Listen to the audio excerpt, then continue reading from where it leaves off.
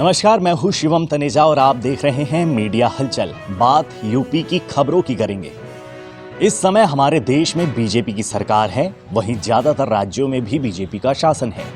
BJP अपने भगवाधारी होने के लिए जानी जाती है, जिससे हिंदू वर्ग आकर्षित होता है। वहीं दूसरे दलों पर धर्म की राजनीति करने का आरोप लगाया जाता है। जहां बीजेपी का ध्यान हमेशा हिंदुत्व पर रहता है, तो वहीं बाकी दल अल्पसंख्यकों को अपने पक्ष में करने की कोशिश में रहते हैं। लेकिन इस बार अखिलेश यादव कुछ अलग ही प्लान कर रहे हैं। हिंदू संतों को मोहरा बनाकर राजनीति करने वाली बीजेपी अब अकेली ऐसी पार्टी नहीं रही है। अब सपा अध्यक्ष अखिलेश यादव भी हिंदू संतों को अपना बनाने में जुट गए हैं। इसी कड़ी में वृंदावन के महामंडलेश्वर सत्यानंद गिरी ने समाजवादी पार्टी की सदस्यता ग्रहण कर ये भी संकेत दे दिया कि भगवा और भगवाधारी जरूरी नहीं कि बीजेपी के ही होंगे, वो किसी भी पार्टी को अपना समर्थन दे सकते हैं।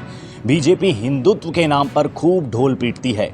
बीजेपी की जीत में हिंदू संतों को भी बहुत बड़ा उनका योगदान माना जाता है और रहा भी है उनका योगदान, जिन्होंने सड़क से संसद तक बीजेपी नेताओं को पहुंचाया है। और माना यह जाता है कि सभी भगवाधारी और हिंदू संतों का एक ही दल है और वो है सिर्फ बीजेपी। खुद योगी आदित्यनाथ भी गुरु गोरखनाथ पीठ के महंत हैं।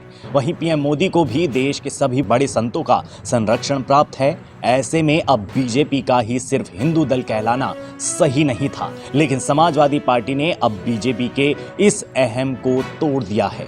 भगवाधारी संत अब अखिलेश यादव के नेतृत्व वाली पार्टी सपा में आ रहे हैं, समाजवादी पार्टी में शामिल हो रहे हैं। संतों ने अब प्रदेश की राजनीति को एक अलग दिशा दे दी है। सपा पर हमेशा से मुस्लिमों की पार्टी होने का आरोप लगता रहा है, लेकिन हिंदू संतों का सपा को ज्वाइन करना आने वाले चुनावों में जनता और बीजेपी के लिए एक बड़ा संदेश है।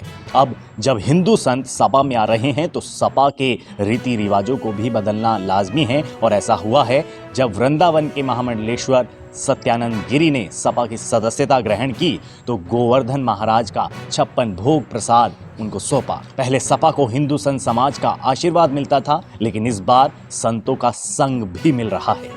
वहीं अखिलेश यादव ने भी अपनी छवि बदली है, जिसका असर ये दिखाई दे रहा है कि हिंदू संत उनकी ओर आकर्षित हो रहे हैं।